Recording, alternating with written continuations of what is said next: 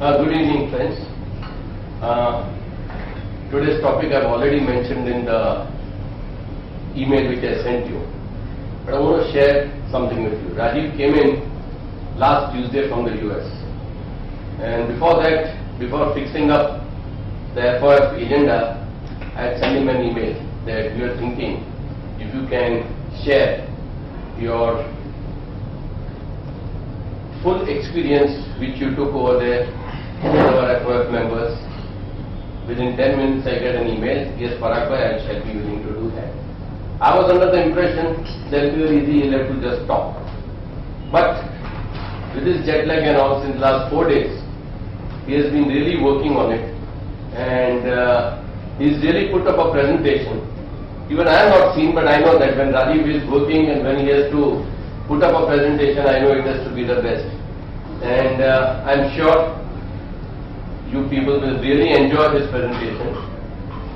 It's not going to be about how to invest, what to invest, but it's going to be more about the culture, the way Warren Buffett is, and his experience over there, the type of people he met, and plus the value systems which they follow.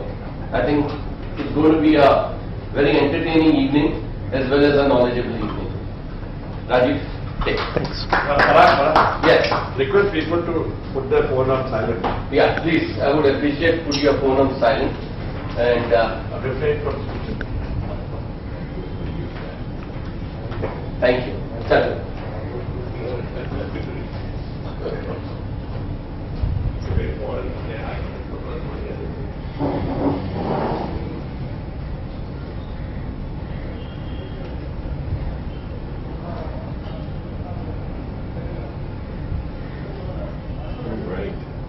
Coming. That's okay. Sure. Do your card. Yeah, it will come up. It's part of the presentation. Since you're not speaking, I thought you believe in that ho-hum formula.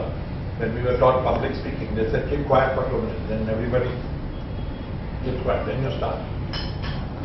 Sam started first, so he's. This is a picture I took of the meeting venue. It's a partial view of the auditorium that was there. So the first segment, Woodstock for Capitalists, is what the event has been is the way the event has been described by Warren Buffett. And there has been a book called Pilgrimage to Omaha. I don't know which one is a more accurate description. Pilgrimage, of course, most of us are familiar with what a pilgrimage is. I was not familiar with what a Woodstock is or what Woodstock is because it happened before I was born. I was born in 72 and this happened in 1969. It happened just once. Twice. At least Wikipedia says it happened once in 1969. Maybe before Wikipedia was formed. Possibly. So this is the picture of Woodstock. This is something which happened in 1969 in the hippie days. It was a music festival held over 3 days and 5 lakh people attended this event. So people just were living in the open in camps and all that, and it was something of a very different kind of experience. So although crowd is not 5 lakhs here, but atmosphere seems similar in both the pictures. That's what struck me when I first went there. Also, we've been talking about Warren Buffett, but there is a bonus feature if you go to Omaha in beginning of May or end April, in the form of Charlie Munger.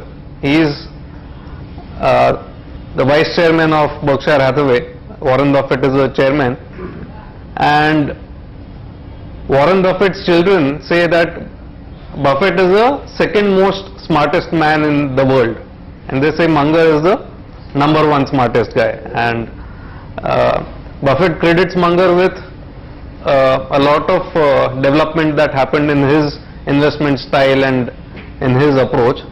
So this is an added benefit, and both are bright individually, but what happens here is there is a jugalbandi. The two of them are on stage together. So this is what I'll be talking about today. Before I actually get into the description of what happened and my experiences over there, I'll give a bit of personal history just as a background. I graduated from college in 1992. This is my photo when I was younger.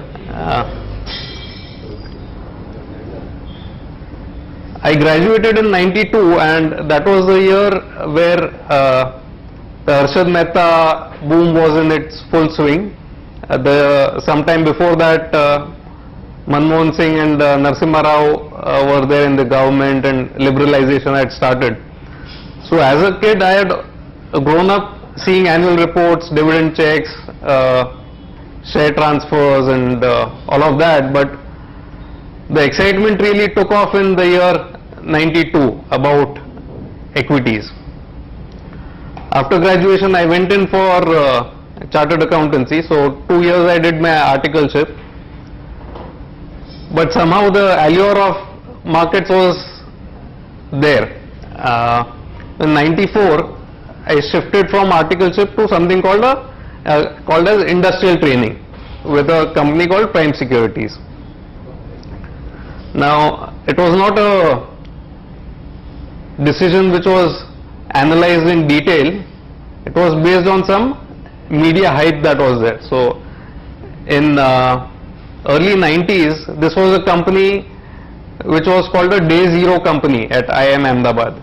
Day Zero means they had the pick of the best graduates of IIM Ahmedabad.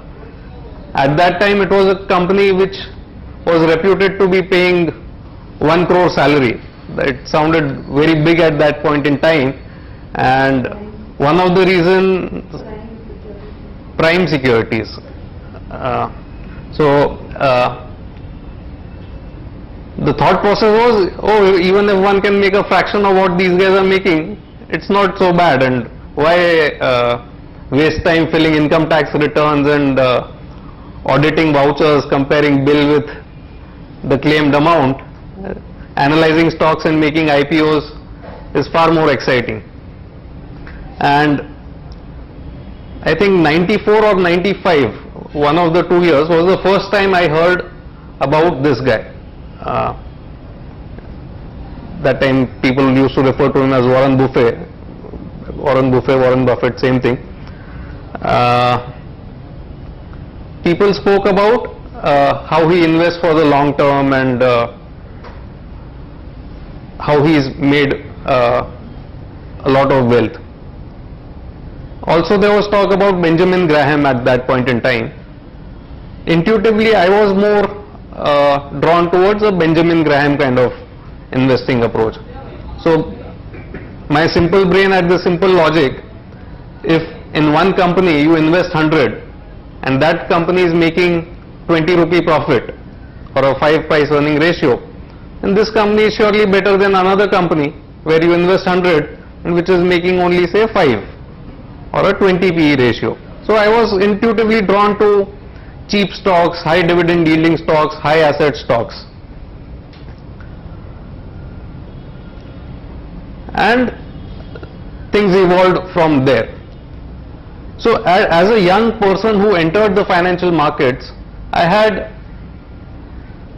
a lot of good or bad role models to choose from. You may be familiar with some of the names. First one is N. Jayakumar, who was the CEO of Prime Securities. Second one is Harshad Mehta, Rakesh Jhunjhunwala, Nimesh Shah, Chandrakant Sampath, Ketan Parekh, George Soros. There were very many well-known financial figures who one could choose from, and this thing is even relevant today. A person entering the financial markets can choose different paths. It's not that There's only one person in the financial markets. So why choose Warren Buffett? And why not any of these? See, some of them have taught me a lot of things in terms of what not to do. So some of the things that I learned early in life is not to leverage and invest in stocks. That was a big learning looking at their experiences. The second is that there are no shortcuts. So even in the short run, if you can see good financial results by either front running or manipulating or trading on insider information or whatever, it doesn't sustain over the long run. At the same time, some people had a good influence. So someone like Mr. Chandrakant Sampath, who's been a mentor to Parag Bhai and who used to come to our office earlier, he brought out the point that you cannot just look at how much reported profit is there in a company, but also look at the capital intensity of a business and look at the cash flows and not just the reported profits. George Soros, again a good person. It's not that I have anything against George Soros, but I have read his books and somehow the approach never suited me. So it's more of a trading kind of approach.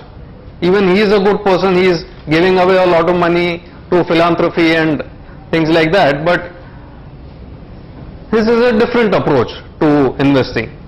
Somehow the moment I read about Buffett and I started knowing more about him, I was drawn to his style of investing and creating wealth. And the good part is that he is not only authoritative and he knows what he is talking about, but he is also very entertaining.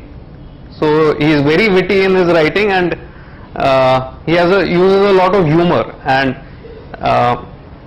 all his message is quite simple. So you don't have to be 180 IQ person to understand what he is trying to say.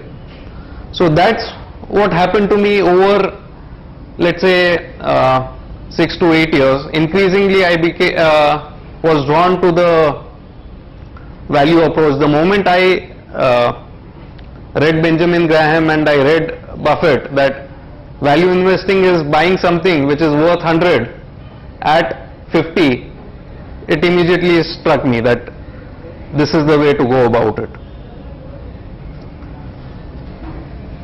So what is it about Buffett? Why do people go and listen to him? Obviously he is very wealthy, that is one. If someone had invested $10,000 with him in 65, today it would be worth 6.5 crores in dollar terms. So that is the kind of compounding that has happened. His personal net worth was this amount, 2,79,000 crores.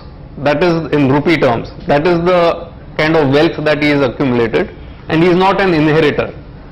All his wealth has been created by him in his own lifetime. His father died with some wealth which went to his sisters. He did not take anything from that.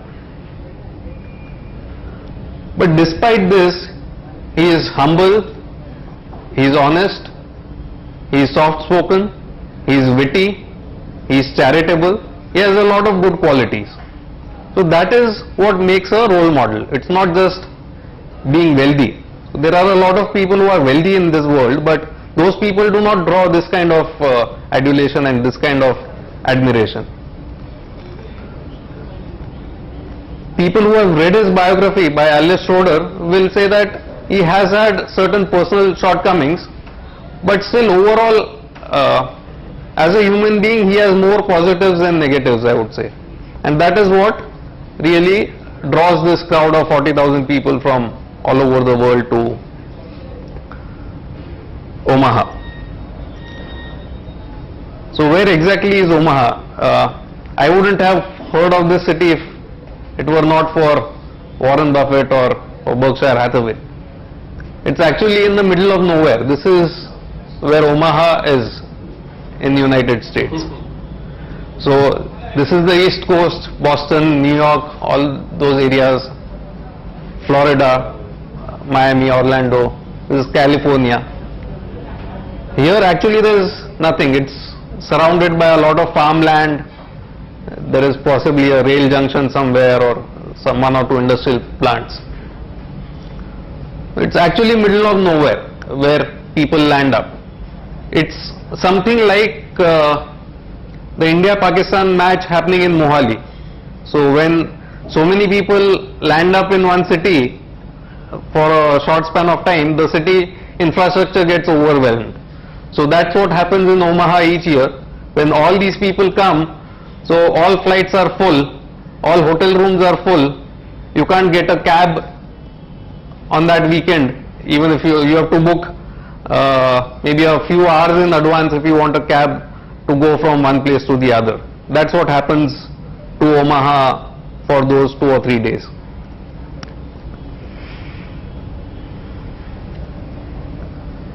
So I'll tell you what happened. This year the meeting was on 30th April. I had done my bookings well in advance, knowing fully well that there is difficulty in getting flights and getting hotel rooms, and I was to reach Omaha on 29th April. On 28th of April there was a tornado on the East Coast in US and flights coming in were delayed. So I had to fly from New York City to a place called Milwaukee. It's somewhere here, and from there onwards go to Omaha. So New York Milwaukee flight got delayed some 5 hours. So I had already done a check-in and went to the airport counter. They said your first flight is delayed, you will miss your second flight and you can't go to Omaha because all other flights are completely full. Earliest you can reach Omaha is on 30th afternoon. So by which time the meeting would be over. So after going all the way from here to US and anticipating attending this meeting, I almost missed the meeting completely. That was the situation I was in.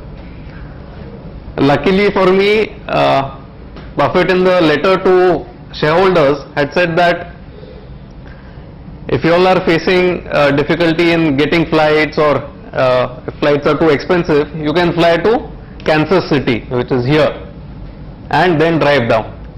So I said, as it is I am about to miss the meeting, let me fly to Kansas City and figure out what I can do next. So instead of flying to Omaha, I went to Kansas City, and again luckily for me I had a chat before I left for the US with our fellow Rotarian Manoj Jalan.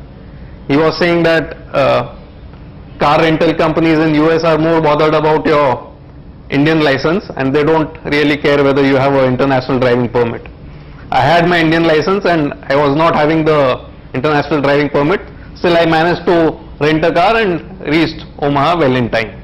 So luckily I got in time and didn't miss the meeting. That the journey actually started with a scare. I'll just show you a brief video over here as to what happens when you reach Omaha.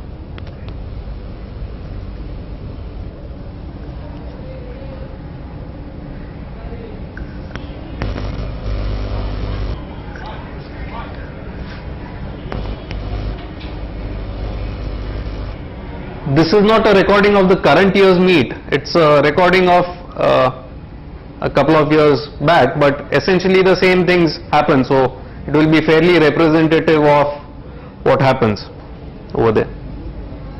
So what size is the venue? Berkshire is a jewelry store which is owned by Berkshire Hathaway. That's where the shareholders reception happens. So just to give you a perspective, I have also attended some meetings in India. I have attended, for example, Reliance AGM when Dhirubhai was there. And obviously even that was happening at a grand scale. Some of the meetings were held at Wankhede and all that. But what happens is, at the meeting, people are interested in getting those food coupons, people are interested in getting some gifts which are there. Then in the questions, people will ask about when is the bonus coming, or when are you going to increase the dividends and all that. This happens over 2 to 3 hours and the meeting adjourns, people go home. Here it's actually a 3-day event, so it's always on a weekend. It's usually on the first weekend of May. This time it was 30th April, just one day before May. So people land up on a Friday. There are events which happen on Friday in the evening. Saturday is a full day event. The meeting actually goes on for 7 to 8 hours. And again on Sunday there is a carnival kind of atmosphere. So I've never seen anything like this or anything comparable to this in the Indian context.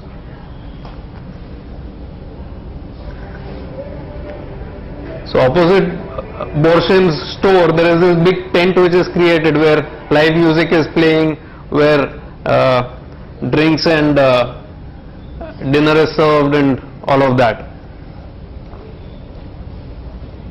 All the shareholders are invited. Yes, any shareholder can land up over there.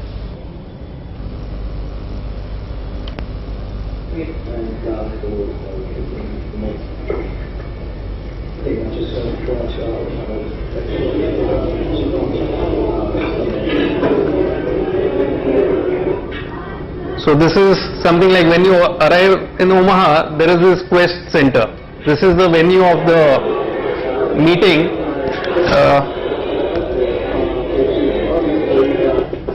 The venue of the meeting is actually a stadium in Omaha. In that stadium, you have basketball matches and hockey matches, and you have the Berkshire meeting. So when you land up in Omaha on Friday, you are usually supposed to have this with you.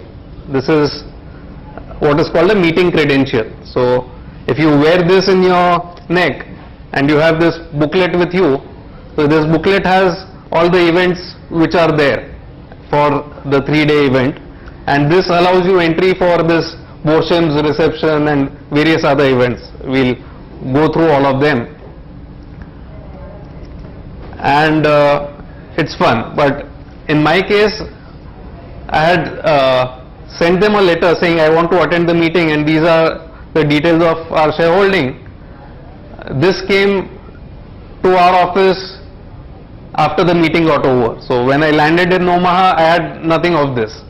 I had to go to their counter and give the documents, and once I got this, I was in the game. So after that, this starts.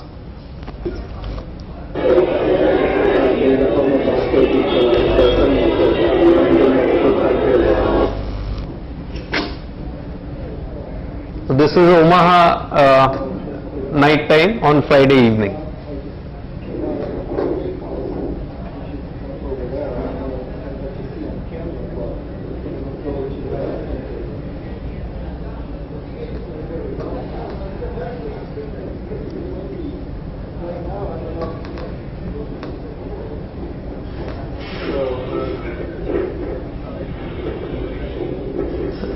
Bear with me for a few seconds, the fun starts now. So this fellow stood in the line at 10:30 p.m. On a Friday evening for a meeting which was to be held on Saturday. So this is like your college admissions and all. At least when at my time, when we would want to get admitted to a good college, after getting a 10th mark sheet, we would queue up outside the college overnight. So this is what starts, what happens over here. The doors to Quest Center open at 7 o'clock in the morning on Saturday. This guy stood in the line at 10:30 p.m. previous night.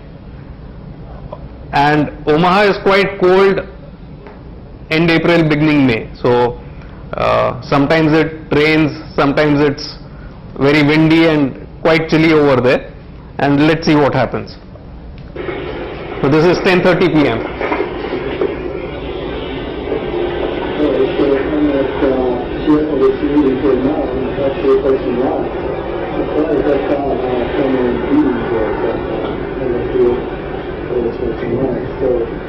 Well, it's kind of getting outside, as you can see, and just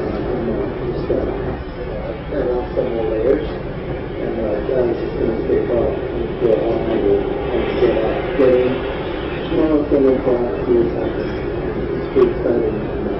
It's raining, but here I'm protected, a little windy, but also I'm actually quite warm right now. So this guy was interviewed by CNBC that year for being the first in the line for the meeting.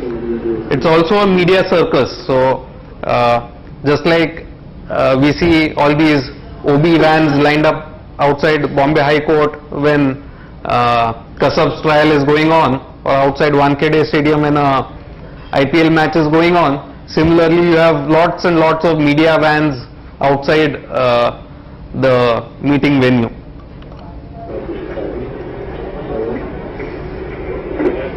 This is 1 p.m. 1 a.m. sorry. Still not too many people over there. Yeah, 4 a.m. there's a crowd already.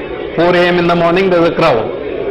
There are maybe 500 people already there wanting to get in. 6 a.m. you are already too late to get the best seats. I reached there at 5 a.m. in the morning.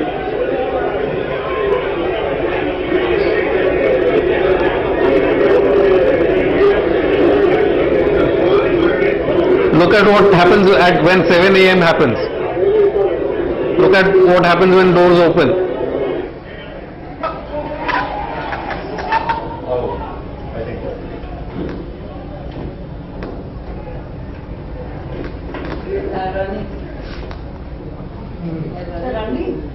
To get the first. It's not enough to be the first in the line or in the beginning of the queue, because there are 15 parallel lines for people to go in. It's not one gate. There are many gates which are there. It's a stadium. It's a stadium, so there are many different gates. And from the door opening to reaching to your seat, it's maybe 300-400 meters. So it's actually a Olympic kind of race which happens. This is that. Cameraman is also running. That guy is holding the camera and running. Where did you get the seat? People run on the escalators. I'll show you where I got the seat.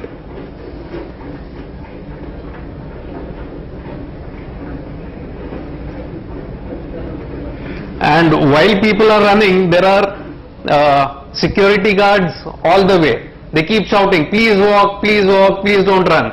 So the moment you come near a security guard, you have to do brisk walking. The moment you cross them, again you have to start running. That's the way it works over there. It's like India. Yeah.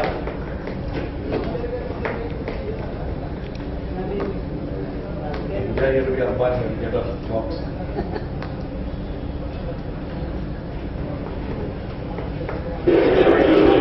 This is the interesting part, very interesting. He says, unfortunately I got lost. This is what happens to most first time visitors.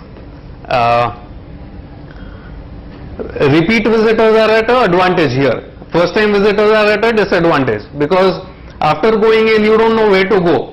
There are so many different escalators, so many pathways, and for that stadium there are many different entrances. If you go in the wrong entrance, then even though you are first in the queue, you may get a very bad seat. You may get a seat which is very far away from where those guys are going to be sitting. Fortunately for me, just before me there were some repeat visitors, so I latched on to them. I kept following them and I managed a half decent seat over there.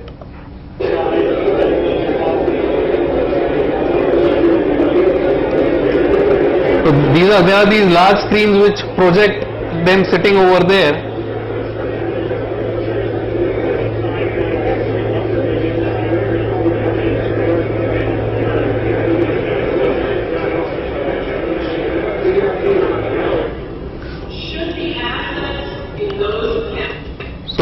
There's no recording allowed of the meeting, so what this guy is doing is illegal, and probably that's why he was thrown out of the meeting. But luckily for us, he recorded all of this for us to see.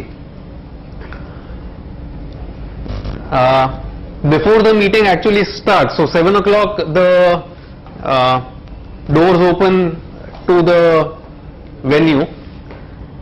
7 o'clock to 8:30 is the time people get in, settle in. So what happens is, first people go to the stadium, book their seats, keep their saman on the seat, then they go out again, because that's the time when Buffett is going to make his entry to the stadium and he'll walk through all the exhibit areas. Apart from the stadium, there is around 1,90,000 square feet area where all the Berkshire companies display their products and sell them at a discount to shareholders, and Buffett takes a walk along that way and enters the meeting arena. So once people have booked their seats, then they go out to try and get a chance to be close to Buffett, or to see him, or maybe shop in the arena.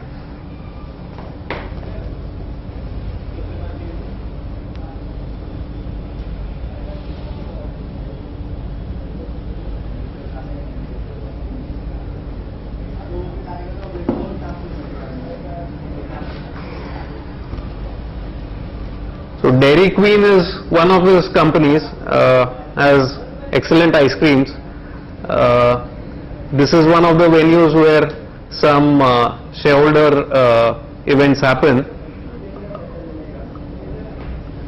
This is again at the center. So this is the queue outside Quest Center. Of course, it's a huge area. You can't see the full queue at one go.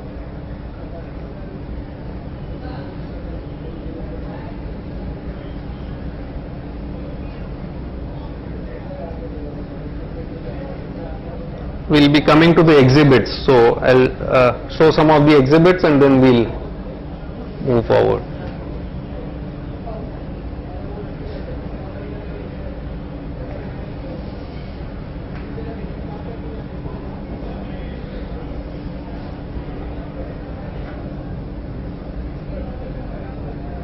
$35,000 is the previous year number. This year it was 40,000.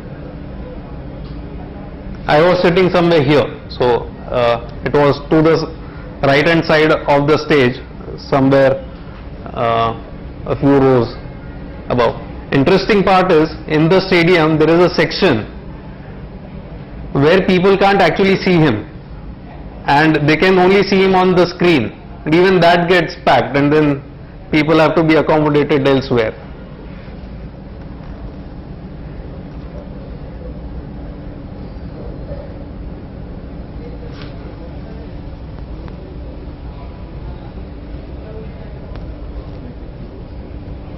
Yeah, these are the exhibits. So this 1,94,000 square feet area that I mentioned, that's where all the products are displayed, and over there you also have screens which telecast the meeting. So people who are not very keen on sitting in one place for 6-7 hours and listening to the conversation going on can move around in the open space and watch all that is happening on the screen. So that happens in the exhibit arena. Children are also allowed? Children also can go in. So as long as they don't disturb others, they can go in. So while I was sitting in the auditorium, my wife and kid were moving around in the exhibit arena. So they were more interested in looking at the wares that were displayed. So also, if you are a shareholder, you can pose as a private jet buyer and actually see the private planes that are on display at the airport. They take you in a shuttle to the airport, they show you the private jets and bring you back.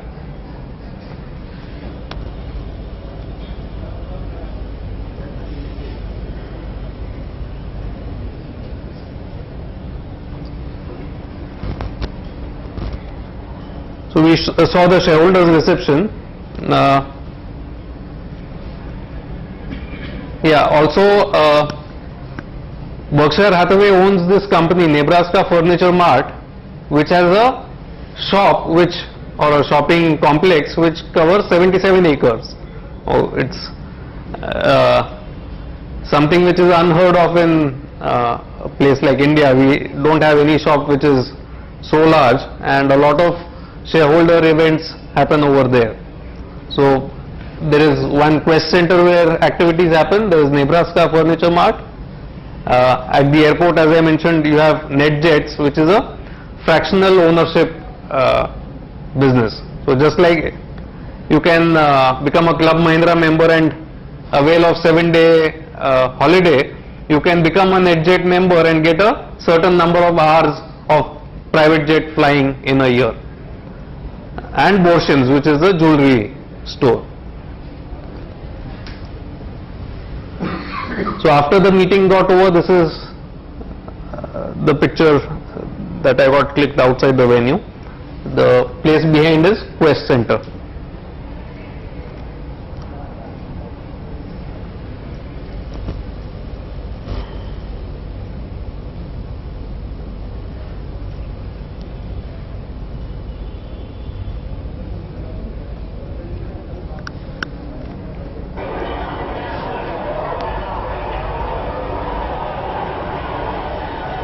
And this is another view of the race which goes on to get to the meeting venue.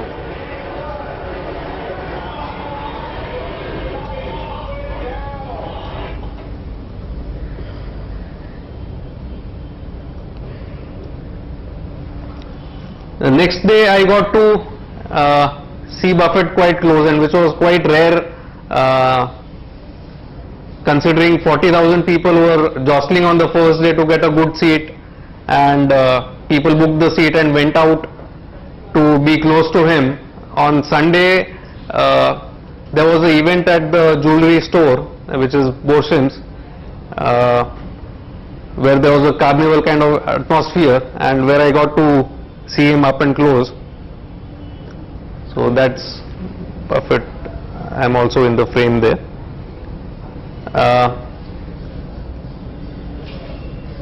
The atmosphere is simply amazing over there.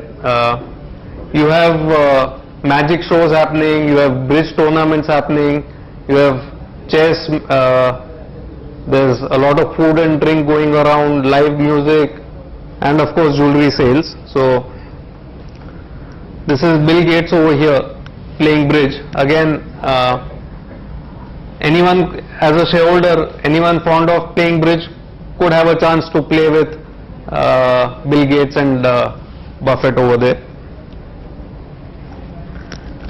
And there is this guy who's sitting blindfolded over here is Patrick Wolf. He's a US champion for many years. He was a US chess champion. What he does is he plays some 10 people simultaneously. And not only that, he blindfolds himself. So, let's say I'm playing with Geeta Vabi. She plays one move against me. So this guy will announce what is that move, and he will respond that play this move for me. That is the first game. Moves on to the second, third, fourth, fifth, 10th. He'll come back to the first game. That game is there in his mind. He can't see the chessboard again.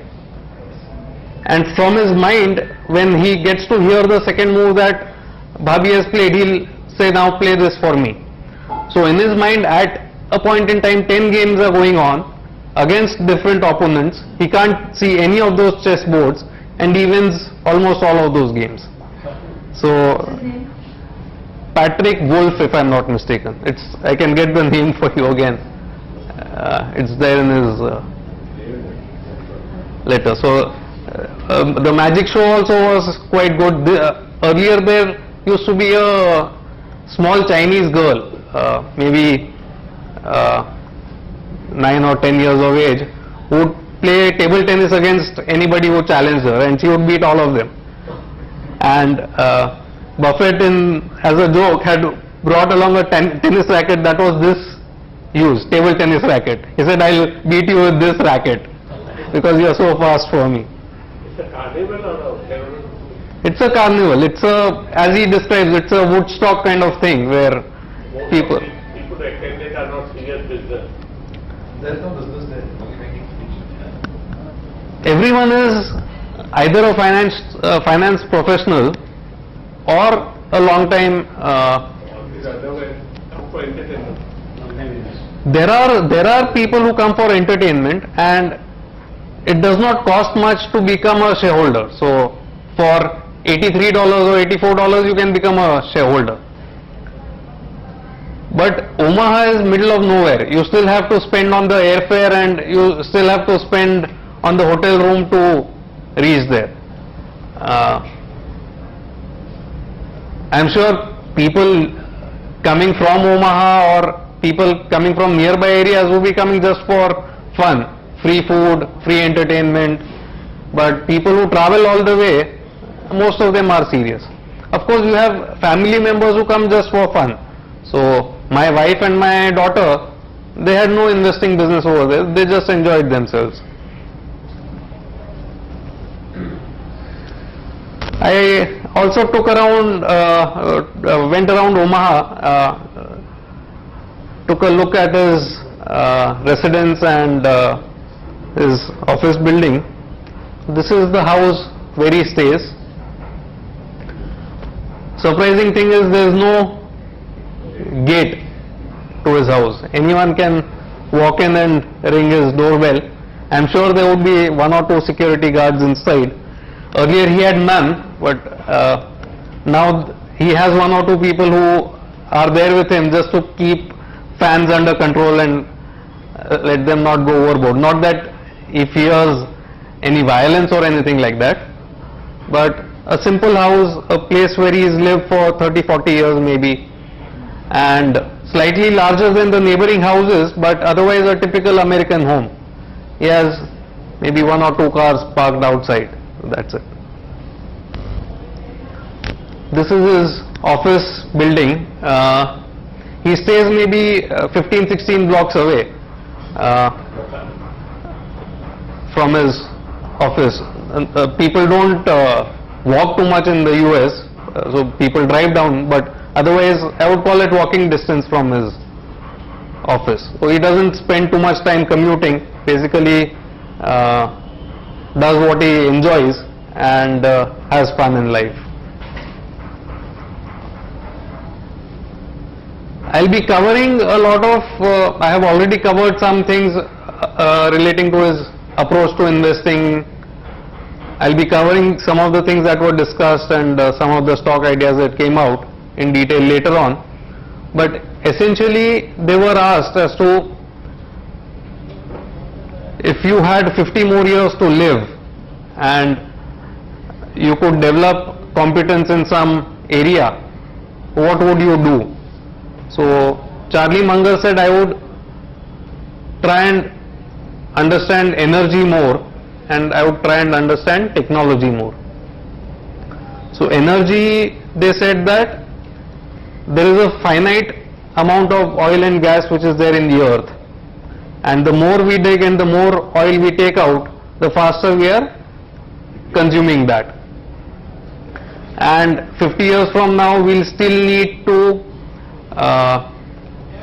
light our homes, heat up our homes or cool our homes as the case may be. We'll still need to move people and goods from one place to the other and all of that. So energy will still be required. So anyone who can solve that puzzle can really strike it big. The second point they made was that winners in computer technology and IT will really have it big as compared to the losers. So if you can identify the winners in the tech space, that would be really a big thing. So in energy they own a company called BYD. BYD is a Chinese company. It makes electric cars, and more than electric cars, it makes the batteries which can store enough electricity to drive the car through long distances. So this is one area they think will pick up significantly in the future.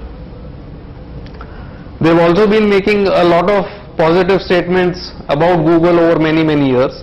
He said, I'll never use my knowledge about Google, or I don't think we'll buy Google, but it's a company that they admire very much, and my guess is if they had been younger, they would have bought something like Google in their portfolio.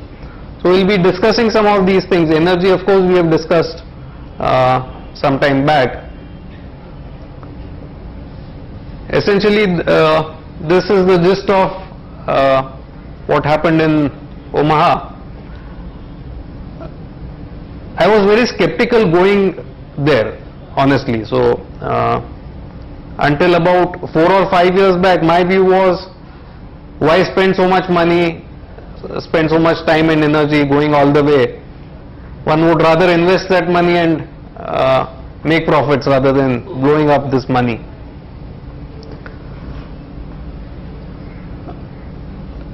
A person called Mohanish Pabrai really said that you should go there once. It's something of an, it's got to do with the atmosphere over there. It's not what you will get to hear from Buffett, because whatever is discussed in the meeting is there on the internet in 1 or 2 days. So the transcript of the entire talk is there and anyone can read it. It's not exclusive to people who attended the meeting. But the whole kind of networking that you can do, the kind of people you can meet, that is amazing.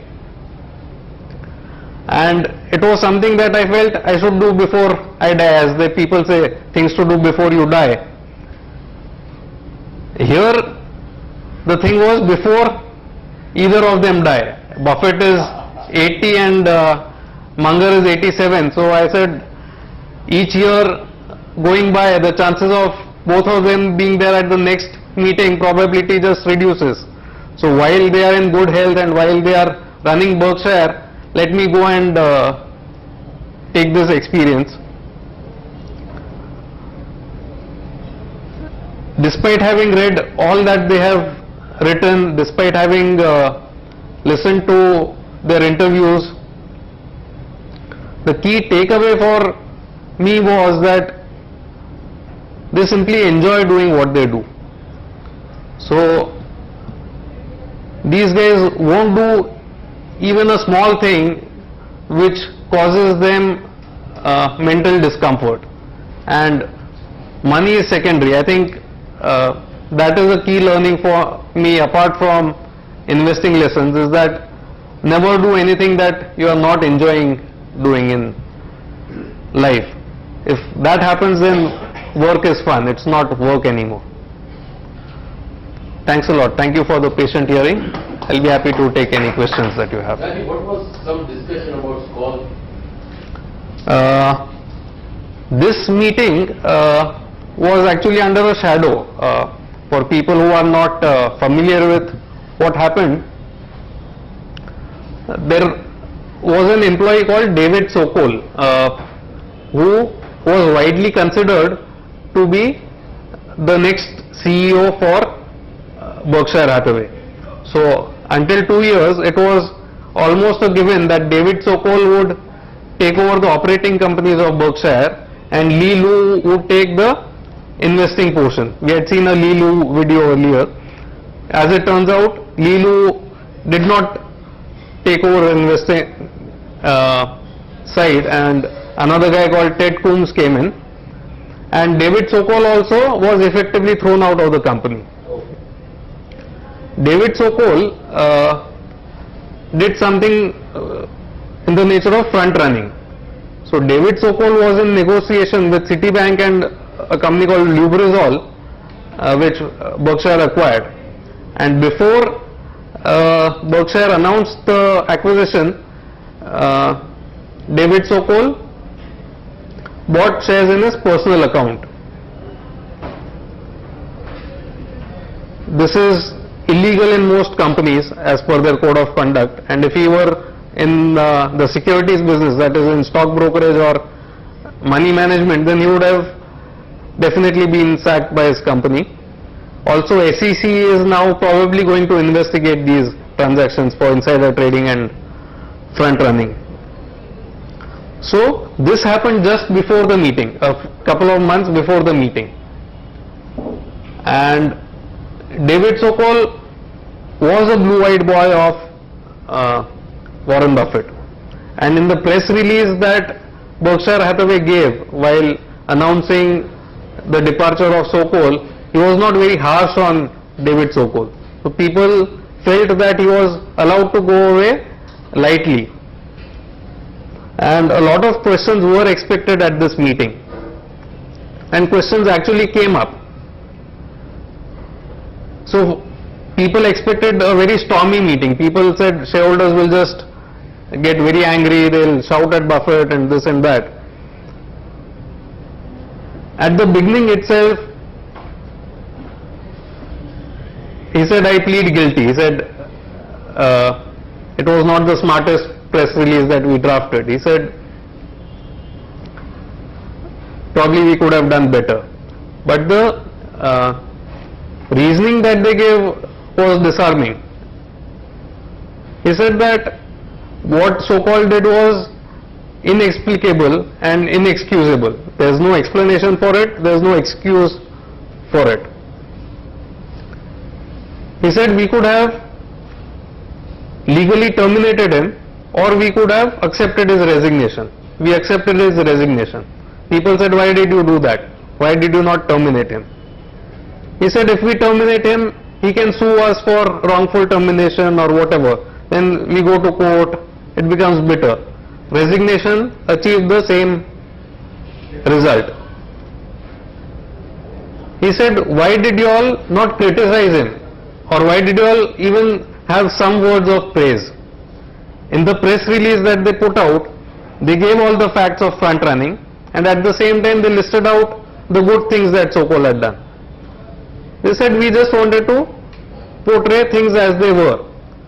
Someone has been with us for many years, he has done a lot of good things for us and he has done some bad things. We put both of them in the public domain. We did not try to hide it. He said the same day we accepted his resignation, we informed SEC about all his actions. So if he is to get into legal trouble, he will still get into legal trouble. It's not that we have allowed him to get away lightly. Munger said that if you have to be ruthless, be ruthless. You have to do what you have to do. But don't let anger guide your actions. He said if telling someone go to hell is such a good idea, you can do it tomorrow. Why do it today? Let today pass, let the anger go away. You can anyway tell him to go to hell tomorrow. So that was what they said, and after maybe 3 or 4 questions, the topic just died down. People moved on. Questions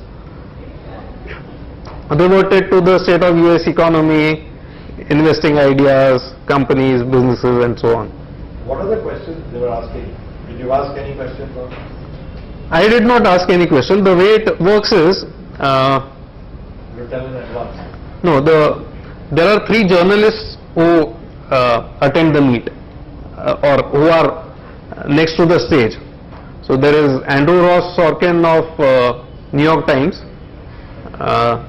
there is Becky Quick of CNBC, and there is Carol Loomis of Fortune. So anybody in the world can email their questions to these 3 journos. Oh. So they get maybe 20,000-30,000 questions from people all over the world.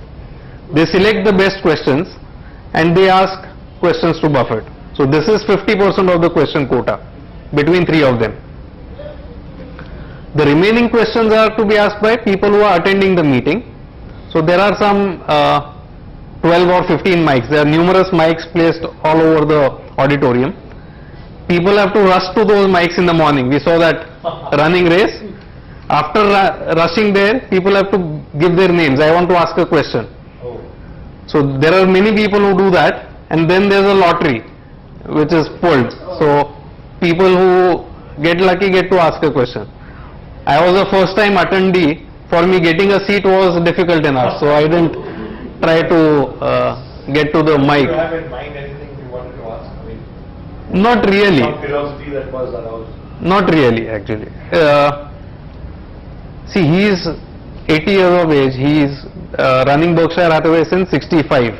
So 35 years of 2000 plus 10, 11 years. So we have around 46 letters to shareholders that he has written, which I have completely read cover to cover. There are letters he wrote to his partners, again maybe 100 odd pages, which I have read. I have read maybe 7 to 8 books on him. I have read his biography. I have listened to probably all the audio-visual interviews that are there. There's not too much that is there additional to know. It's trying to understand him better and trying to implement it. That's the challenge. It's not that in this meeting he said something which I was not aware of earlier. So I was not too keen on asking him any particular question. I was more interested in participating in the atmosphere, in the event. Yeah. Were there many Indians there? There were quite a few Indians. Local or? Both. There are from India, maybe around 10 to 15 persons land up in Omaha. Plus there are Indians who are residing in US. Reissue a newsletter? Sorry. Reissue a weekly or monthly newsletter? Annual, once a year. Like your, Once a year. okay. Now, in this journey, how far you may be able to implement what you say, and what are the bases there? If you can share. Good question. Two bigger questions. No, it's see the biggest learning from this and the biggest difficulty in implementing what he says is in cutting out the stimuli, cutting out the stimulus that you get from the environment. Buffett used to live in New York earlier when he started his securities business, and New York would have been the best place to grow his assets, to get clients when he started out managing money for clients. But he said this city has too much stimulus flowing. So every day people talk about what is going to happen this month, this quarter, what is happening to stock prices, etc. At the meeting, when people used to talk to him about 2-year performance of Berkshire versus gold or 3-year performance, he would revert to 3-decade and 4-decade comparisons. He says 1 year, 2 year does not matter. Whereas here, the biggest difficulty that we face is people just keep talking about the index by 15%, which doesn't happen with all clients. So he's been quite fortunate. He's coming over to discuss why in the last quarter we are lower than the index by around 5%. So that is a discussion which I am having tomorrow morning 9:45. So that is really the difficulty that is there in implementing. Keeping the long-term focus, keeping focus on the business. The biggest difference between this AGM and any of the AGMs that I attend in India for Indian corporates or any of the conference calls or analyst meets that I attend, the discussion is always, in the case of Berkshire, discussion is always on the long-term attractiveness of the business. Incidentally, this, on the meeting date, they also announced first quarter results. So 1st Jan to 31st March of 2011, the results of Berkshire Hathaway. And they were very bad because these guys are in general insurance, and there were these big earthquakes in New Zealand and Japan and all of that. But he never talks about 1 quarter or even 1 year. He always says, does this business have entry barriers? Does this business have a differentiation? Is there good return on equity? Does it require capital or is it capital light? Discussions are always on that. Is the management quality good? there will be ups and there will be downs in all businesses, and that is part of the cycle. He has always been saying that I would rather prefer larger lumpy returns. Lumpy returns are which come in spurts, then have a lower smooth return. So if you want smooth return, then best thing is make a fixed deposit with State Bank of India. That will give very predictable and very smooth returns. But if one is going to equity, one has to live with volatility. I think where people digress is where they get very depressed if short-term results are not good, if too much stimulus flows around. I think that's where people get distracted, and that is the biggest temptation. But Hathaway is a wealth advisor, or is it a company that who has its own funds? I'll tell you about Buffett. He started his career as an investment manager. He started a partnership called Buffett Partnership Limited. It's something what would be called a hedge fund today. It was a precursor to hedge funds. So what would happen is, he would say, I am the managing partner and other people are welcome to join me as a limited partner. All that money is pooled. He would buy stocks, bonds, whatever he wanted, and end of the year he would give them a report as to how your investments have done. Out of the profits, he would take a 25% share out of everybody else's profit. That's how he started off. He ran with that. If there is a loss, then he does not take any profit. So up to 6%, he does not take any profits. If there is a loss, he will first recoup the loss, generate 6% on your money, and only then take a profit. So no fixed fee kind of model. And he never, of course, made a loss in for his partners. So he ran with that model for around maybe 10-15 years. I don't remember the exact number of years. And then he said, I'll wind this partnership down. Partners were of course very happy with his investment returns. They were sad that he was not going to manage the investments any longer. Then he took over this company, Berkshire Hathaway. In Berkshire Hathaway, he started making investments. So it would be something like a investment company in India, let's say Tata Investment Corporation or anything like that. But with investments, he also started developing an insurance business. So Berkshire Hathaway does a lot of general insurance. In general insurance, the business model is the premiums are received upfront against any disaster. If there is no disaster, no payment needs to be made. If there is a disaster, payment is made after many months. So he gets to earn that, keep that money for free, what he calls float. So with that money he started investing more. So that was one of the things that he did. Apart from that, he also started acquiring complete businesses. So this company, Berkshire Hathaway, has businesses like See's Candies. It has a business called Burlington Northern Santa Fe, which is a railroad company in the US. It has Fruit of Loom, which is hosiery and innerwear company. It has Geico, which is automobile insurance. It has Dairy Queen, which is dairy products.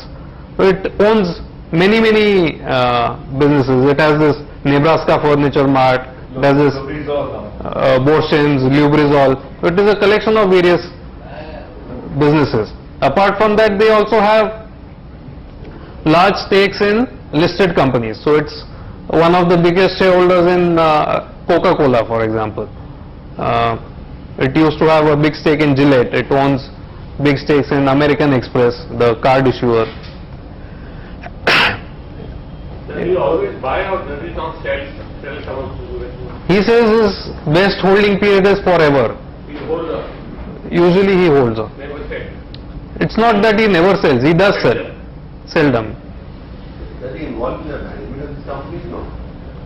No, he says our management style is delegation to the point of abdication. So No, but they have got big holding like Coca-Cola around anyway.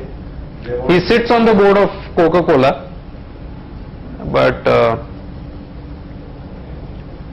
other than that, no, he doesn't interfere with the management, except when something really goes wrong, then he has to probably sack the head and get a new CEO for the company. So that has happened on a few occasions, but otherwise, once there is a capable person running a business, he does not interfere in that business. But now, is it only the past or he has recently been, last 5 years, what is his track record? His track record is phenomenal even now. As he is going bigger, it becomes more difficult to outperform because of size mainly, but still he does quite well compared to, let's say, S&P 500. Yes, Ashwin. Who is this Indian who is working for him, Anand Jain? Ajit Jain. Anand Jain is someone who works for Mukesh Ambani. They both are opposite. Ajit Jain is a person, an Indian who I think graduated from IIT, and he emigrated to US, and he met Buffett many years ago. So he is a person who started the general insurance, the special type of general insurance and reinsurance business for Buffett. He is one of the biggest money spinners for Berkshire. He's made a lot of money for Berkshire, and he's been very loyal. So Buffett was full of praise for for Ajit Jain at the meeting. He said Ajit Jain had got many offers from other investors. They would have given Ajit Jain maybe 10, 15, 20 million dollars just as a sign-on bonus, and he would be worth maybe 100, 200 million dollars more today if he had taken up those offers, but he did not go and he stuck around. When Buffett was in India, he said, my board of directors will make Ajit Jain the head of Berkshire in a minute if Ajit Jain so desires. He says Ajit Jain is not too keen on taking over Berkshire as a CEO. He enjoys doing what he does. This he said before David Sokol was, before David Sokol put in his resignation. So after David Sokol's resignation, Ajit Jain is still seen as a front runner to succeed Warren Buffett. Why Omaha? Hometown. Omaha is his hometown. He grew up in Omaha.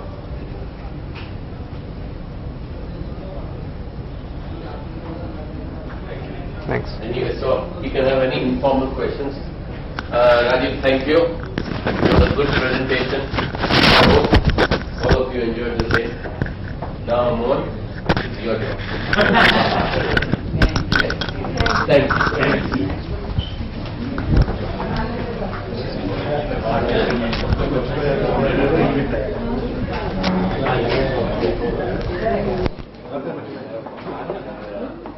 Yes, come to this thing. I know.